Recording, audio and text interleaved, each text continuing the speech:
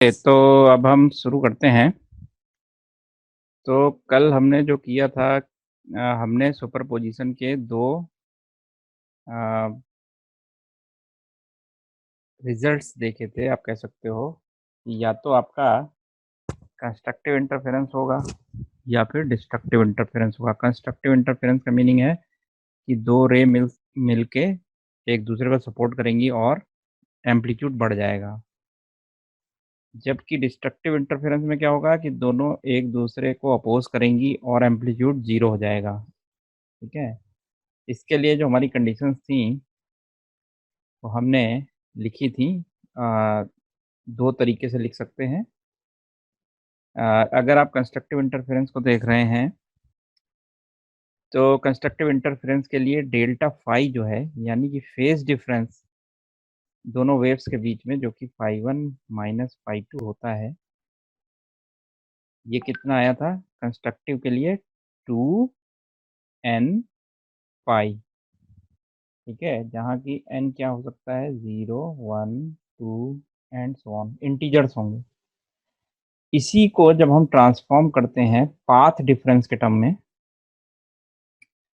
तो वो कैसे दिखता है? हमें दिखता है डेल्टा एक्स, जो कि पाथ का डिफरेंस है, वो हमारा निकल के आता है कंस्ट्रक्टिव इंटरफेरेंस के लिए n टाइम्स लैम्डा। ठीक है, जहाँ n अभी भी यही है, 0, 1, 2, 3 एंड सो ऑन। ये डेल्टा एक्स को अगर आप कन्वर्ट करेंगे डेल्टा फाई में, तो ये आपको दिख जाएगा कि ये कैसे 2n पाई और n लैम्डा एक ही चीज़ कह रहे हैं। ठीक है, अच्छा, अब अगर डिस्ट्रक्टिव इंटरफेरेंस की बात करें तो फेज डिफरेंस कितना हो जाता है? फेज डिफरेंस 2n पाई की जगह हो जाता है 2n पाई में एक पाई और ऐड हो जाएगा, या ऐड हो जाएगा या माइनस हो जाएगा। ठीक है, यानी कि ये जो पहले कंस्ट्रक्टिव के लिए थी कंडीशन, उसमें एक पाई प्लस या माइनस हो जाएगा, और जो कंस्ट्रक्टिव के लिए पाथ डिफरेंस की कंडीशन थी एन लैम्डा, उसमें कितना ऐड हो जाएगा? तो एन लैम्डा तो अगर रहेगा तो कंस्ट्रक्टिव होगा, लेकिन अगर इसमें एक हाफ लैम्डा और जुड़ जाए, ठीक है, तो फिर यही कंस्ट्रक्टिव की जगह डिस्ट्रक्टिव हो जाता है। क्यों? क्योंकि चलिए इसको देखते हैं। क्योंकि मान लीजिए आपकी एक वेव अगर कंस्ट्रक्टिव इंटरफेरेंस है, तो चलिए इसके टर्म्स में समझते हैं कि क्या हो रहा है। तो कह क्या रहा है वो कि मान लीजिए एक वेव आपकी यूँ आ रही है, ठीक है, और दूसरी वेव को भी इस पॉइंट पे, मान लीजिए इस पॉइंट की बात हो रही है, इस पॉइंट पे कंस्ट्रक्टिव इंटरफेरेंस होनी है। ठीक है, तो इस पॉइंट पे ये पर्पल वाली वेव किस फेज में पहुंची है? ये अपने एम्पलीट्यूड, मैक्सिमम एम्पलीट्यूड पे पहुंची है, और अब वहां से नीचे की तरफ जाने वाली है, लेकिन ये अपने पीक पे है और ये पॉइंट है पी मान लीजिए। उस समय दूसरी जो वेव आ रही है, मैं इसका कलर दूसरा कर देता हूँ, ग्रीन कर देता हूँ। दूसरी वेव जो आ रही है वो अगर इस वेव के फेज से, या इस वेव ने जितनी पाथ आपकी ट्रेवल की है, वो वेव या तो उतनी ही पाथ ट्रेवल करे, यानी n जीरो हो, यानी कि n लैम्डा जीरो हो जाए, यानी कि पाथ में डिफरेंस ही ना हो, या फिर n वन हो जाए, यानी कि दोनों की पाथ में एक लैम्डा का डिफरेंस हो एग्जैक्टली। तो मैं एक लैम्डा के डिफरेंस की बात करता हूँ। ठीक है, तो एक लैम्डा का डिफरेंस देखिए कैसे आएगा एग्जैक्टली। तो मैं इधर से शुरू करने की जगह इधर से शुरू करता हूँ। ठीक है, इस पी पॉइंट से शुरू करता हूँ। तो मैं कह रहा हूँ वो दूसरी वेव भी अपने पीक पे है इस समय। ठीक है, तो वो कुछ ऐसे आ रही है, वो भी अपने पीक पे पहुंची हुई। ठीक, जैसे ये अपने पीक पे पहुंची और ये आई है, देखिए यहाँ से अगर मैं इसका लैम्डा शुरू करूँ, तो ये इसकी एक लैम्डा हुई, ये इसकी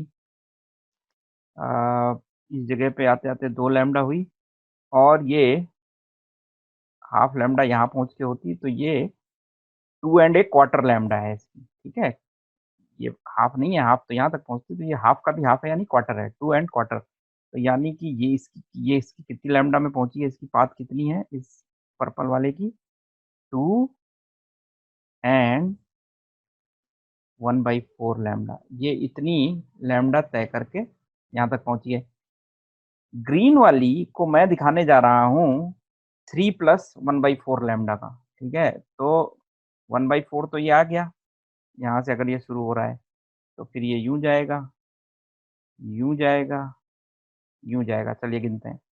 तो ये यहाँ से अगर मान लीजिए चली है तो यहाँ से यहाँ तक 1 लैम्डा, ये 2 लैम्डा एंड 2 एंड 1/4 लैम्डा। तो अभी ग्रीन वाली भी चली, यानी मुझे इसको कम से कम अभी एक राउंड और दूर से भेजना था। अब अगर ये यहाँ से चली होती और इसी पी पॉइंट पे पहुंच रही है जहाँ पे ये पर्पल वाली पहुंची है, तो देखिए अब ये 1 लैम्डा की दूरी हो गई यहाँ से यहाँ तक, फिर 1 लैम्डा हो गई, फिर 1 लैम्डा हो गई, तो ये 3 लैम्डा एंड 1/4 लैम्डा। तो ग्रीन वाली कितनी चल के आई है? 3 + 1/4 लैम्डा की दूरी तय करके आई है। तो दोनों के बीच में पार्ट डिफरेंस कितना है पर्पल और ग्रीन में? वो है एग्जैक्टली 1 लैम्डा का। ठीक है, तो ये कंस्ट्रक्टिव इंटरफेरेंस होगा, यानी कि जो यहाँ पे एम्पलीट्यूड इस पी पॉइंट पे मिलेगा वो आपका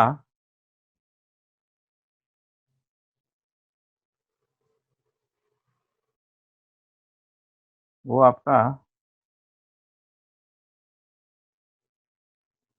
इन दोनों के सम के बराबर होगा एम्पलीट्यूड। तो वो आपको बड़ा मिलेगा। अगर इनका एम्पलीट्यूड ये था यहाँ से यहाँ तक और इसका भी इतना ही है, तो जो रिजल्टेंट वेव इस पी पॉइंट पे होगी उसका एम्पलीट्यूड ज़्यादा होगा। ठीक है, और हमने देखा था कि फ्रीक्वेंसी सेम रहेगी, बशर्ते कि इन दोनों की फ्रीक्वेंसी सेम ही थी।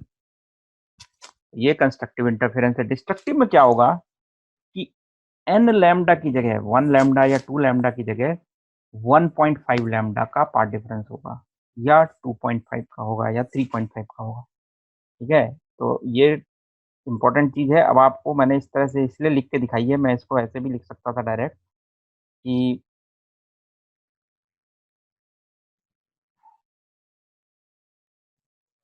मैं इसको ऐसे भी लिख सकता था कि डेल्टा फाई डिस्ट्रक्टिव के लिए should have been 2n+1 into pi, और delta x should be n+12 lambda.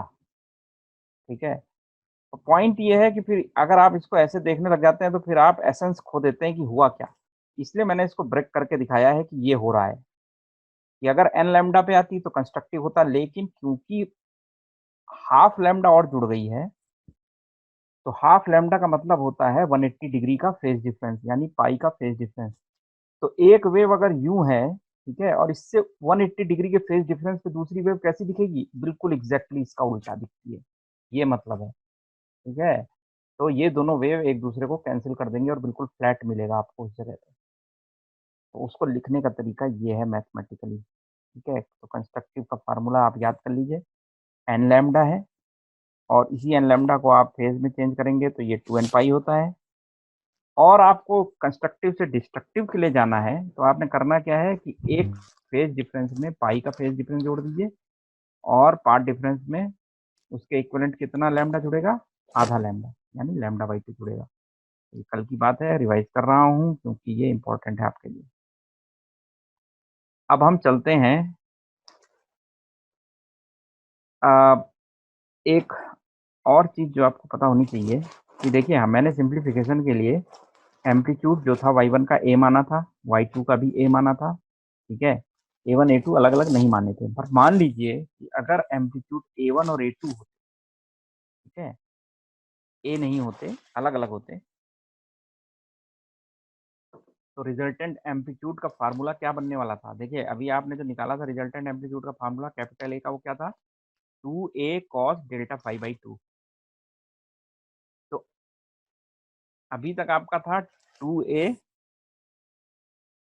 cos delta phi by 2, लेकिन अगर a1 और a2 अलग अलग होते and they would not have been same, अगर सेम नहीं होते तो आपका फार्मूला कुछ अलग तरीके से लिखा जाता है, और ये लिखा जाएगा आपका इस फॉर्म में। a क्या होगा? Under root of a1 square plus a2 square plus 2a1 a2 cos delta phi. अब ये वही फार्मूला है जो आपने वेक्टर अलजेब्रा में पढ़ा हुआ है, रिजल्टेंट का एम्पलीट्यूड। अब अगर इसमें आप देखिए a1 और a2 को a रख दें तो ये a क्या बनेगा? और a1 equals to a2 equals to a, इसके लिए एम्पलीट्यूड क्या बनेगा? तो अंडर रूट में आप लिखेंगे a1 स्क्वायर की जगह क्या लिखेंगे? a square plus a two square की जगह क्या लिखेंगे, ए स्क्वायर फिर से प्लस 2a1 a2 की जगह क्या लिखेंगे, 2a1 भी a है और a2 भी a है, तो 2a स्क्वायर होने वाला है कॉस ऑफ डेल्टा फाई। ठीक है, तो ये आपका आ जाएगा अंडर रूट ए स्क्वायर प्लस ए स्क्वायर, तो ये हो गया 2a स्क्वायर प्लस यहाँ पे क्या है 2a स्क्वायर तो है ही प्लस इंटू क्या है कॉस डेल्टा फाई, तो ये कुछ ऐसा सा सीन बन रहा है। अच्छा चलिए, तो 2a स्क्वायर कॉमन ले सकते हैं आप, ठीक है, तो आप इसको ऐसे लिख लीजिए 2a स्क्वायर कॉमन ले लिया, बचा क्या, इसका बचा 1 प्लस इसका क्या बचा कॉस डेल्टा फाई। ठीक है, अच्छा अब 1 प्लस कॉस एक्स का फार्मूला आप कैसे लिख सकते हो, तो देखिए 1 प्लस कॉस एक्स को, या आप इसको ऐसे ना लिख के ऐसे लिखिए, मैं इसको ऐसे ना लिख के इस फार्मूले को आपको याद दिलाना चाहता हूं कि cos 2x क्या होता है, ये होता है 2 cos स्क्वायर एक्स माइनस 1। ठीक है, तो अगर cos 2x की जगह मैं cos x लिखता तो क्या होता, यहाँ पे भी x का आधा कर दिया मैंने, 2x की जगह x लिखा है यानी 2 से डिवाइड करके लिखा है, तो यहाँ पे भी मैं इसको ऐसे लिखता x/2 माइनस 1। अब इस माइनस 1 को तो भेज दो इधर, तो ये क्या बन जाएगा आपका 1 plus cos x should be equal to 2 cos square x/2। ठीक है, यानी कि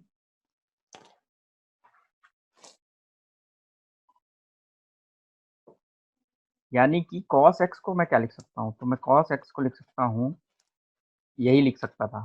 ठीक है, तो मैं इसको यहाँ पुट कर देता हूँ, तो मैं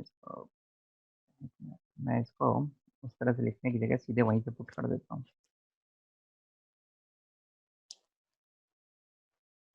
तो मैं यहाँ पे 1 प्लस कॉस एक्स को क्या लिख सकता हूँ, 1 प्लस कॉस एक्स को मैं क्या लिख सकता हूँ, 2 कॉस स्क्वायर x/2, यानी कि इस 1 प्लस कॉस डेल्टा फाई को मैं क्या लिख सकता हूँ, तो आगे का 2a स्क्वायर तो वैसा ही रहेगा, 1 प्लस कॉस डेल्टा फाई की जगह मैं क्या लिख सकता हूँ, 2 times cos square delta phi by 2। ठीक है, तो ये हो गया आपका 2 और 2 रूट के बाहर आ जाएंगे, ए स्क्वायर का ए रूट के बाहर आ गया और कॉस स्क्वायर का कॉस बाहर आ जाएगा, तो ये हो गया कॉस डेल्टा फाई बाई 2। ये वही फार्मूला है एम्पलीट्यूड का जब आपने a1 equal to a2 equal to a माना था। ठीक है, तो आपने क्या करना है, मोस्ट ऑफ द टाइम तो आपका a1 equal to a2 equal to a ही दिया होगा, पर मान लीजिए नहीं दिया है। ठीक है, तो क्या करना है आपको, ये फार्मूला आपको याद रखना है, क्या है ये, कि एम्पलीट्यूड क्या होता है, under root a1 square plus a2 square plus 2a1 a2 cos delta phi होता है। अब अगर इसी से आप इंटेंसिटी निकालेंगे, ठीक है, तो इंटेंसिटी जो है आपकी k टाइम्स, अच्छा आपको पता है कि इंटेंसिटी क्या होती है, इंटेंसिटी प्रोपोर्शनल होती है एम्पलीट्यूड के स्क्वायर के। ठीक है, तो अगर आप इक्वल्स टू लिखेंगे तो इंटेंसिटी को क्या लिख सकते हैं, k टाइम्स, हम कांस्टेंट k टाइम्स एम्पलीट्यूड का स्क्वायर, जहां की पहली वाली वेव की इंटेंसिटी को आप क्या लिख सकते थे, k टाइम्स a1 का स्क्वायर, दूसरी वाली को क्या लिख सकते थे, I2 equal to k times a2 का स्क्वायर। तो जो रिजल्टेंट है उसको अगर आप k टाइम्स a स्क्वायर लिख रहे हैं, तो I1 को आप लिख रहे थे k times a1 square plus k times I2 क्या है a2 square plus twice of under root I1 की जगह आप लिखेंगे k times a1 square into k times a2 square and cos of delta phi. ठीक है, तो ये जो फार्मूला है इसमें आप के काट दीजिए, या आप के को काट सकते हैं यहाँ से। ठीक है, तो ये आपका ए के स्क्वायर का फार्मूला ओपन होके ऐसे लिखा जाता है। ये वही फार्मूला है, ऊपर लिखा हुआ है जो, ठीक है। ए का स्क्वायर अगर आप करते तो क्या लिखते, A1 square plus A2 square plus 2A1 A2 cos delta phi, ये वही लिखा हुआ है, ठीक है। तो ए के स्क्वायर को आप कैसे रिप्लेस कर सकते हो, इंटेंसिटी के फॉर्म में, ठीक है। तो ये वहीं से आया हुआ फार्मूला है, एम्पलीट्यूड का बस स्क्वायर किया हुआ है। मेरा पॉइंट क्या है, मेरा पॉइंट ये है कि आपको दो फार्मूले और अब याद करने हैं, ठीक है, जो कि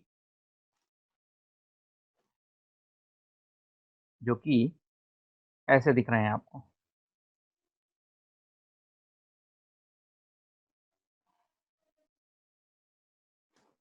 एक है आपका a equals to under root A1 square plus A2 square plus 2A1 A2 cos phi, इसका यूज बहुत कम होता है लेकिन आपको आना चाहिए।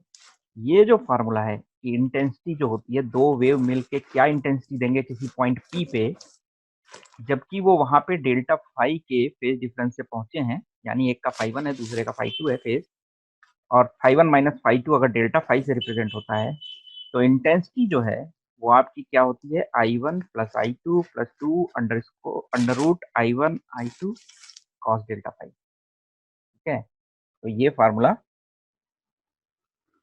भी अब आपको आना चाहिए, ठीक है, इस पे न्यूमेरिकल आ सकता है। तो अब आपको कितने फार्मूले याद रखने हैं, कंस्ट्रक्टिव इंटरफेरेंस का फेज डिफरेंस, कंस्ट्रक्टिव इंटरफेरेंस का पार्ट डिफरेंस, इसी तरीके से डिस्ट्रक्टिव का फेज डिफरेंस, डिस्ट्रक्टिव का पार्ट डिफरेंस, 4 फार्मूले वो हो गए। पांचवा आपको एम्पलीट्यूड का फार्मूला आना चाहिए, ये किसी भी कंडीशन के लिए है, ठीक है। ये आप चाहे कंस्ट्रक्टिव हो चाहे डिस्ट्रक्टिव हो, जनरल फार्मूला है। और ऐसे ही ये इंटेंसिटी का जनरल फार्मूला है, आप इसी से कंस्ट्रक्टिव भी निकाल सकते हो और डिस्ट्रक्टिव भी निकाल सकते हो, ठीक है। तो ये आप करके देख सकते हैं। तो ये जनरल फार्मूले हैं आई का और एम्पलीट्यूड का, इंटेंसिटी का और एम्पलीट्यूड का, ठीक है।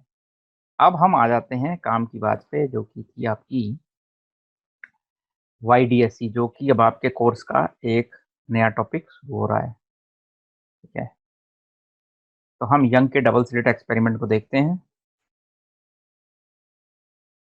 तो यंग जो, हाँ, एक साइंटिस्ट था और यंग था, ठीक है, उसका नाम भी यंग था और वो यंग भी था उस समय जबकि वो इस एक्सपेरिमेंट को कर रहा था, ठीक है। तो 1801 के आसपास की बात है। तो उस समय तक लोग ये मानते थे कि जैसा कि न्यूटन कह रहा था कि लाइट जो है वो पार्टिकल होती है, ठीक है। हालांकि लोगों को ये भी पता था कि हाइगन्स ने ज्योमेट्रिकली दिखाया था कि आप लाइट को वेव मान के ट्रीट कर सकते हो, लेकिन क्योंकि न्यूटन का नाम बड़ा था तो लोग ये मानते थे कि भाई जो न्यूटन की कॉर्पस्कुलर थ्योरी है, लाइट एज ए पार्टिकल्स की, मेड अप ऑफ पार्टिकल्स की, वही सही है। यंग को इस पे डाउट था, तो उसने एक एक्सपेरिमेंट किया। उसने किया क्या, बाहर सन है, ठीक है, सनलाइट आ रही है, उसने अपने कमरे में एक विंडो पे एक छोटा सा ओपनिंग दी, छोटी सी स्लिट बनाई जहां से सनलाइट को अंदर आने दिया, ठीक है। क्योंकि उसके पास लेजर नहीं थी, लेजर का आविष्कार 150 साल बाद होने वाला है, तो यंग के पास लेजर नहीं थी, उसने सनलाइट को यूज किया और सनलाइट को ही एक छोटी सी विंडो में ओपनिंग करके अंदर आने दिया। ये जो सनलाइट अंदर आई, ठीक है, उस सनलाइट को उसने फिर आगे एक कार्डबोर्ड से दो स्लिट बनाई, उसमें कार्डबोर्ड में दो छोटे छेद किए और वहां से अंदर आने दिया। तो यहाँ पे हुआ क्या है कि जो वेव फ्रंट था इसके दो टुकड़े हो गए, ठीक है। ये वेव फ्रंट आपका एक तो स्लिट 1 से आया, ये S1 है, स्लिट 1, और ये वाली जो स्लिट है ये है आपकी S2, ये ओपनिंग S2 है। यहाँ से दो लाइट आएंगी, राइट। और यंग ने ये कहा कि इस P पॉइंट पे ये जब दोनों लाइट पहुंचेंगी, तो क्योंकि ये P पॉइंट S1 के पास है, ठीक है, तो S1 जो है वो कम दूरी तय करके आएगी, S2 से जो लाइट आ रही है वो ज्यादा दूरी तय करेगी। और वो दूरी कैसे आप निकालोगे, तो यहाँ से एक परपेंडिकुलर डाल दो इस पे, ठीक है, ये 90 डिग्री का एंगल डाल दीजिए।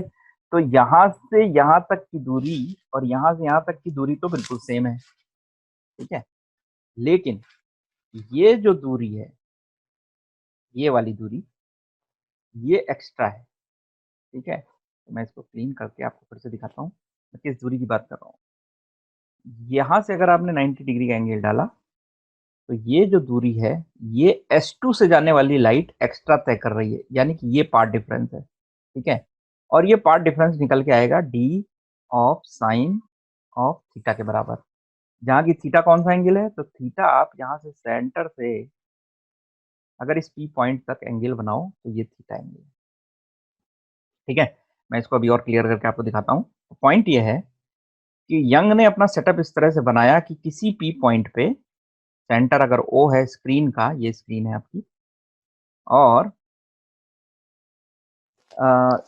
स्क्रीन पे अगर आपके कोई पी पॉइंट है सेंटर से ऊपर की तरफ, तो S1 वाला जो है, S1 से पहुंचने वाली लाइट कम दूरी तय करेगी और S2 से पहुंचने वाली ज़्यादा दूरी तय करेगी। और वो ज़्यादा दूरी कितनी होगी, तो मैंने उसको पाथ डिफरेंस मान लिया है डेल्टा एक्स। तो मैं इसको निकालना चाहता हूँ डेल्टा एक्स है कितना, ठीक है। अच्छा, मैं इस S1 और S2 से पहुंचने वाली लाइट को एक बार इधर भी दिखाता हूँ आपको, ताकि मैं यहाँ क्लीन इसको बना सकूँ और आप समझ सकें क्या हो रहा है। तो ये मान लीजिए आपका पी पॉइंट है, ठीक है। ये S1 से चली हुई लाइट है ऊपर वाली, और ये S2 से चली हुई लाइट है। मैं ये कह रहा हूँ कि अगर आप यहाँ से इस पे 90 डिग्री का एंगल डालें, तो अब ये दो पाथ यहाँ से लेके यहाँ तक और यहाँ से लेके यहाँ तक की पाथ बराबर हैं।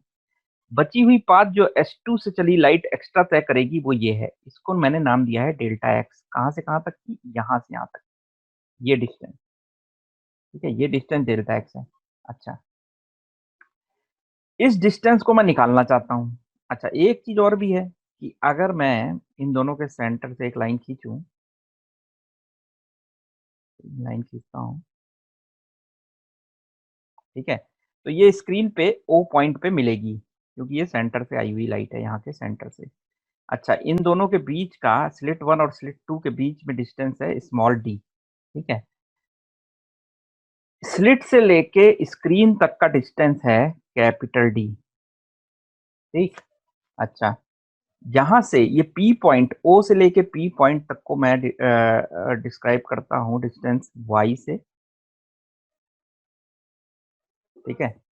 अच्छा, अब अगर मेरा ये एंगल जो यहाँ सेंटर से मेरा इस पी पॉइंट तक है, इसको मैं अगर थीटा लेता हूँ, ठीक है, तो मैं एक चीज तो देख रहा हूँ कि tan of this theta of triangle, इसको मैं मान लो सी मान लेता हूँ, सेंटर पॉइंट को, स्लिट के बीच का जो पॉइंट है,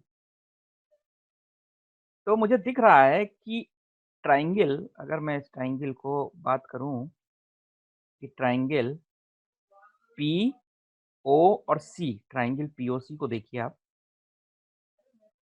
तो इसमें मुझे दिख रहा है कि tan ऑफ थीटा को मैं क्या लिख सकता हूँ, तो tan of this theta is perpendicular by base, तो मैं इसको लिख सकता हूँ tan of theta can be given as y,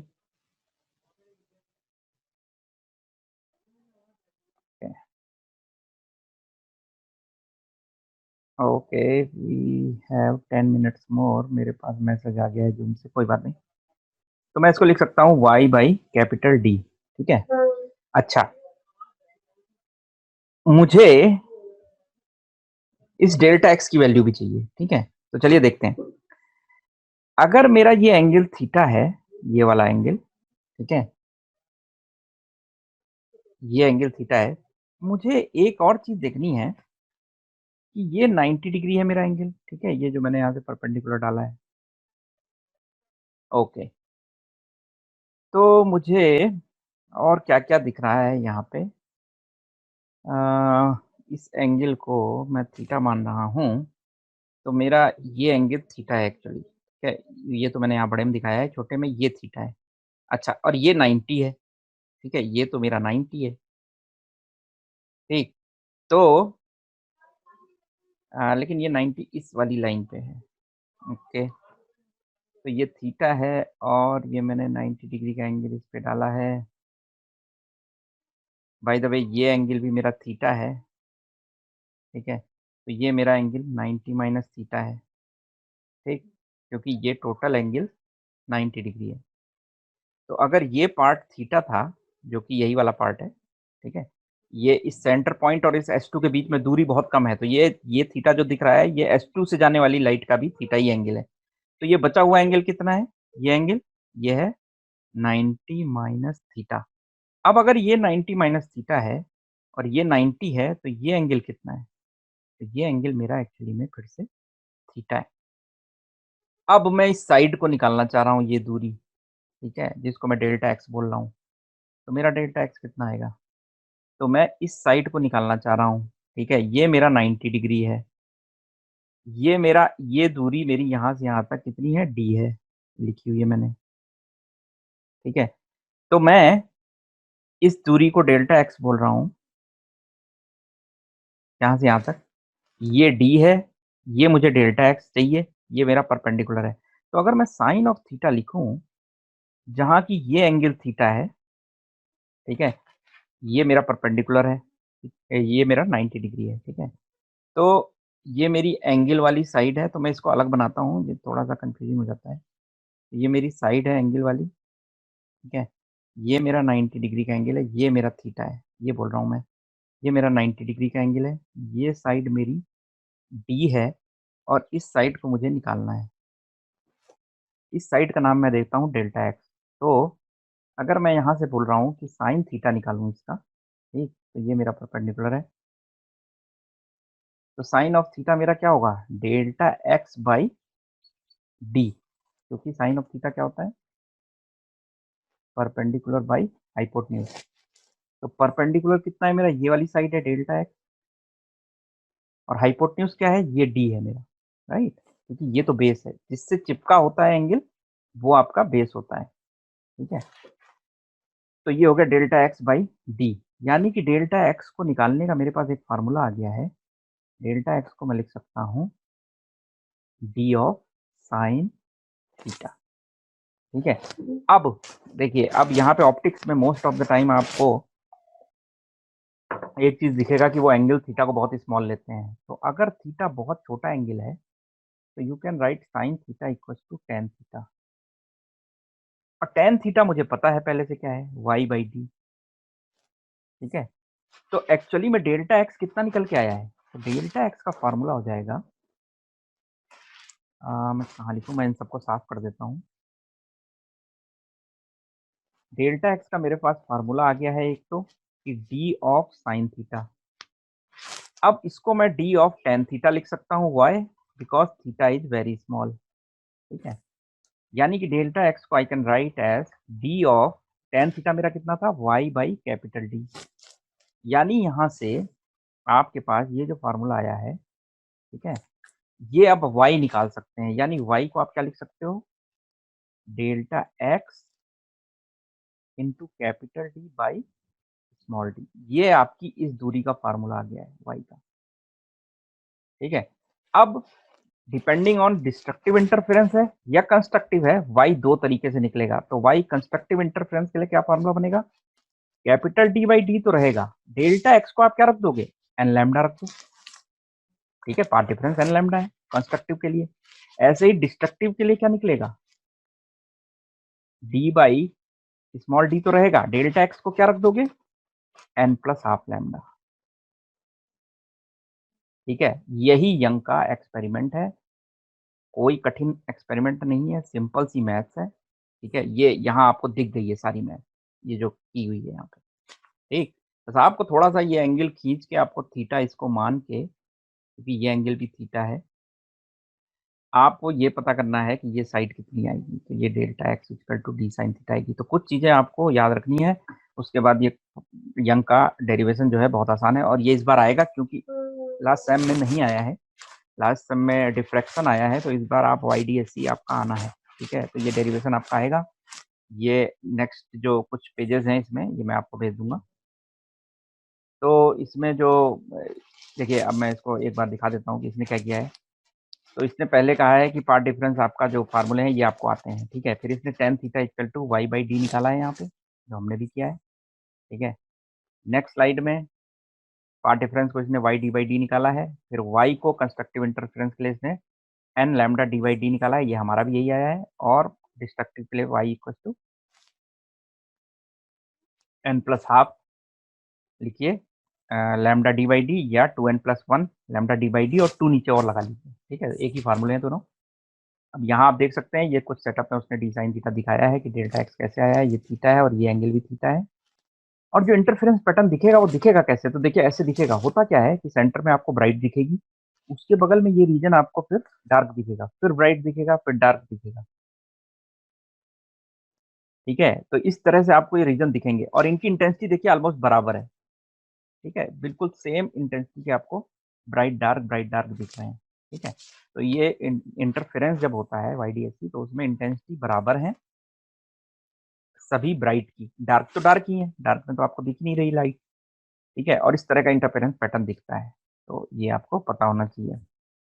एक इंपॉर्टेंट चीज जो है कि कंडीशंस क्या है आपकी सस्टेन्ड इंटरफेरेंस की। ठीक है, यानी इंटरफेरेंस आपको दिखे, आप वैसे तो आंखों से तो दिखेगा भी नहीं, आपको माइक्रोस्कोप से देखना पड़ेगा, लेकिन वो वेल डिफाइंड हो और सस्टेन्ड हो। उसकी कंडीशंस क्या है कि दोनों लाइट सोर्स कोहेरेंट होने चाहिए, इस पे हमने पहले भी बात की थी। और ये इनको लाइट जो है सेम वेवलेंथ की दिखानी चाहिए और सेम डायरेक्शन में ट्रेवल करती होनी चाहिए। ठीक है, और कांस्टेंट फेज डिफरेंस तो होना ही चाहिए, ये तो कोहेरेंसी की पहली ही रिक्वायरमेंट है। लेकिन यहाँ पे सस्टेन्ड इंटरफेरेंस के लिए आपको और रिक्वायरमेंट भी है, वो है सेम डायरेक्शन में ट्रेवल कर रही होनी चाहिए और वेवलेंथ भी सेम होनी चाहिए। फिर दोनों पास पास होनी चाहिए ताकि फ्रिंज आपकी चौड़ी बने। अगर आप स्लिट्स को दूर कर देंगे, ठीक है, तो फ्रिंज विड्थ जो है वो कम होने लग जाएगी। अच्छा, फिर स्लिट्स जो है वो बहुत नैरो होनी चाहिए साइज में। ठीक है, अगर आप ब्रॉड सोर्स ऑफ लाइट लेंगे तो इंटरफेरेंस कुछ इस तरह से होगा कि आपको जनरल इल्यूमिनेशन मिलने लग जाएगा। ठीक है, तो मतलब डिफ्यूज्ड इंटरफेरेंस दिखेगा, आपको दिखेगा नहीं क्लियरली। तो स्लिट जो है वो एक तो पास पास होनी चाहिए, फिर वो बहुत छोटी होनी चाहिए। ठीक है, उनकी जो स्लिट की जो विड्थ है वो बहुत कम होनी चाहिए। ओके, तो देखिए डी स्मॉल होना चाहिए ये कह रहा है। ठीक है, पास पास होने चाहिए तो डी स्मॉल होना चाहिए और स्लिट नैरो होनी चाहिए, यानी कि ये स्लिट का जो ओपनिंग है ये बहुत छोटी होनी चाहिए। तो एक चीज तो ये तो डी है कि स्लिट्स के बीच की दूरी कम होनी चाहिए, वो तो अलग चीज है। स्लिट खुद में बहुत छोटी होनी चाहिए, ये दूसरी चीज है। ठीक है, फिर अगर दोनों सोर्स ऑफ लाइट का एम्पलीट्यूड सेम है, ठीक है, इक्वल एम्पलीट्यूड है और इंटेंसिटी हो, तो कंट्रास्ट अच्छी मिलती है। यानी जब डार्क बनेगा तो बिल्कुल एग्जैक्ट जीरो मिलेगी इंटेंसिटी, और जब ब्राइट मिलेगा यानी कंस्ट्रक्टिव इंटरफेरेंस मिलेगा तो इंटेंसिटी बहुत हाई मिलेगी। ठीक है, और देखिए एक चीज और भी है कि intensity of first light source was I1 जो था वो हमने माना था I0 के बराबर, और I2 को भी आप I0 के बराबर मान लीजिए, यानी कि दोनों का एम्पलीट्यूड सेम था। तो कमाल की बात यह है कि जो आपको कंस्ट्रक्टिव इंटरफेरेंस पे मिल रहा है इंटेंसिटी, वो 2 टाइम्स नहीं है इन दोनों